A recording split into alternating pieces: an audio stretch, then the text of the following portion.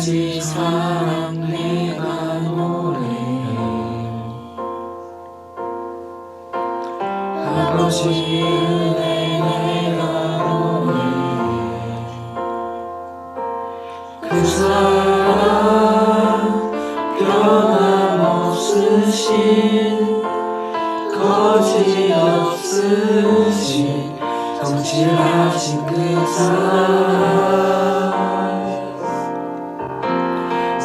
갈 때 꺾지 않으시는 꺼져가는 등불 끄지 않는 그 사랑 변함없으신 거짓 없으신 성실하신 그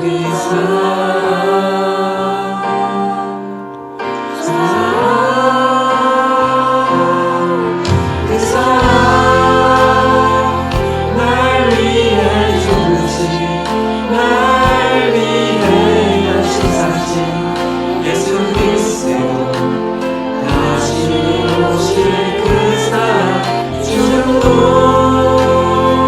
생명도 천사도 하늘의 어떤 곳에도 그는 수는 영원한 그 사랑 예수.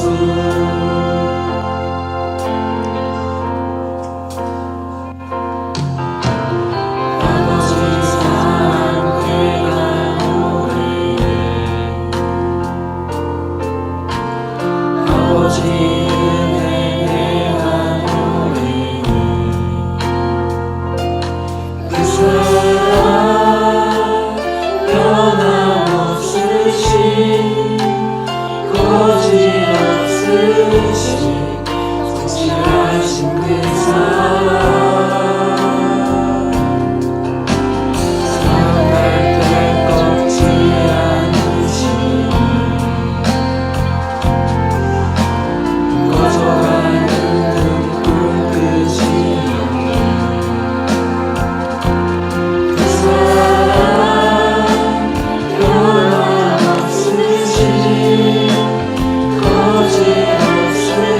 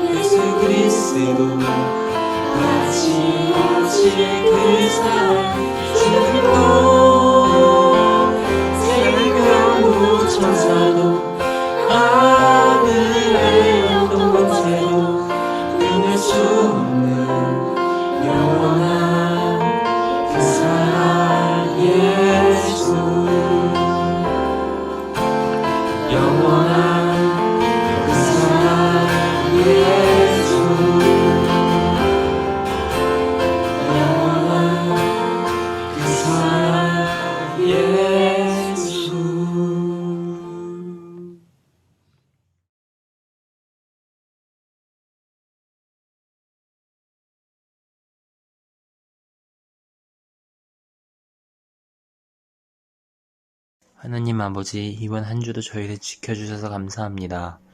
이번에 수학여행 간 친구들 모두 안전하게 돌아올 수 있게 해주셔서 감사합니다. 이번 한 주도 저희가 지은 죄가 너무나도 많습니다. 은연중에 저희가 알게 지었던 죄들, 그리고 모르게 지었던 죄들 모두 용서해 주세요. 또 코로나가 닥쳤는데 이 역경에서 저희를 지켜주시고 코로나로 인해 모두 큰 피해를 받지 않도록 도와주세요. 다시 안전하게 교회에서 모두 만날 수 있도록 도와주세요. 예수님의 이름으로 기도드렸습니다. 아멘.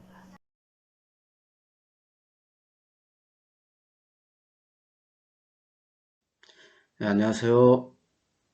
또 코로나로 인해서 우리가 이렇게 동영상으로 예배를 드리게 되었습니다. 빠른 회복을 위해서 함께 기도하기를 원합니다. 오늘 말씀은 두 군데입니다. 구약 열왕기하 23장 24절에서 25절, 로마서 1장 17절. 먼저 열왕기하 23장 24절에서 25절입니다. 요시야가 또 유다 땅과 예루살렘에 보이는 신접한 자와 점쟁이와 드라빔과 우상과 모든 가증한 것을 다 제거하였으니 이는 대제사장 힐기야가 여호와의 성전에서 발견한 책에 기록된 율법의 말씀을 이루려 함이라. 요시야와 같이 마음을 다하여 뜻을 다하여 힘을 다하여 모든 율법을 따라 여호와께로 돌이킨 왕은 요시야 전에도 없었고 후에도 그와 같은 자가 없었더라. 신약의 말씀은 로마서 1장 17절 말씀입니다. 복음에는 하나님의 의가 나타나서 믿음으로 믿음에 이르게 하나니 기록된 바 오직 의인은 믿음으로 말미암아 살리라. 제목은 나로부터 시작되리입니다. 오늘은 종교개혁주일입니다. 지금으로부터 505년 전에 1517년 10월 31일 독일 비텐베르크 성당에 마틴 루터가 로마 카톨릭과 로마 교황에 대항해서 95개조 반박문을 붙였습니다. 95개 반박문이란 하나님 말씀과 성경에 상관없이 진행되던 로마 천주교와 교황청의 문제점들을 성경에 비추어서 하나하나 반박한 것입니다. 당시 로마 교황청 천주교의 문제점 가장 큰 것 중에 하나는 면죄부 판매였습니다. 당시 로마 교황청의 재정 부족으로 인해서 헌금을 강요한 겁니다. 또 로마의 베드로 성당 완공을 위해서 또 전쟁 자금을 모으기 위해서 헌금을 많이 하면 죄를 용서받을 수 있다는 면죄부 판매.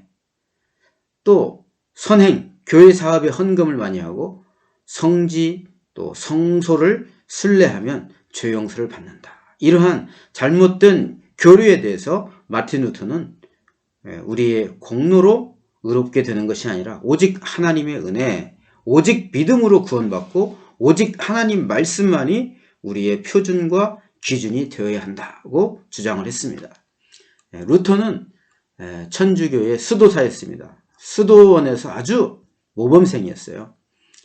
수도원 규칙을 철저히 지켰고 고해성사, 죄를 지으면 천주교 신부에게 가서 고백하고 신부가 어떤 고행을 시키면 그것을 하면 죄를 용서받는다는 겁니다. 이 신부가 시킨 고행 중에는 무릎으로 계단 오르기, 또 노동, 또 루터는 추운 겨울에 담요 없이 밖에서 자는 일도 있었습니다.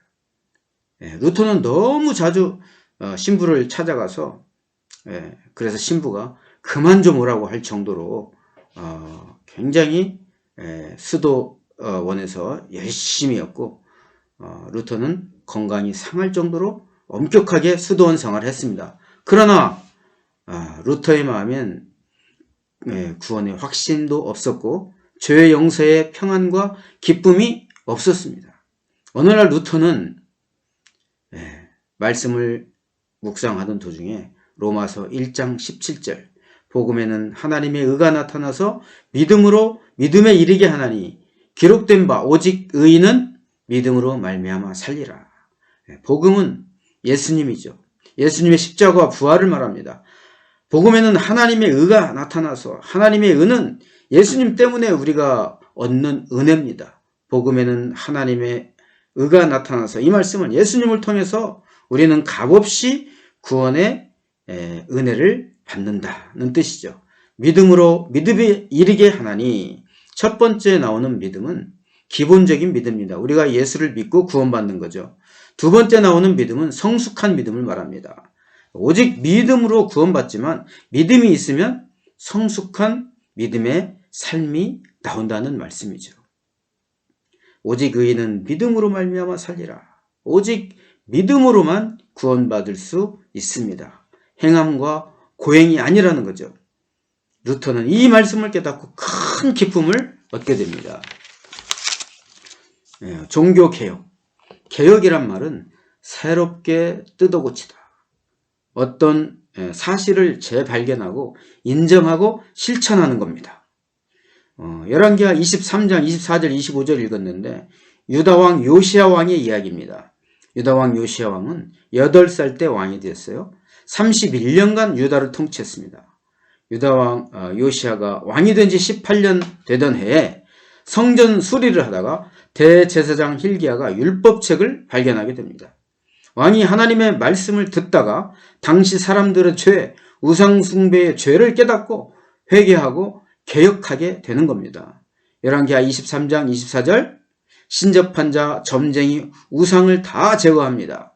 25절 요시야가 마음을 다하고 뜻을 다하고 힘을 다하여 하나님께 돌아오고 백성들이 하나님의 말씀대로 살 수 있게 합니다. 오늘 요시야 왕 마틴 루터의 공통점을 찾아보면 첫째, 말씀을 재발견하고 행동합니다. 실천합니다.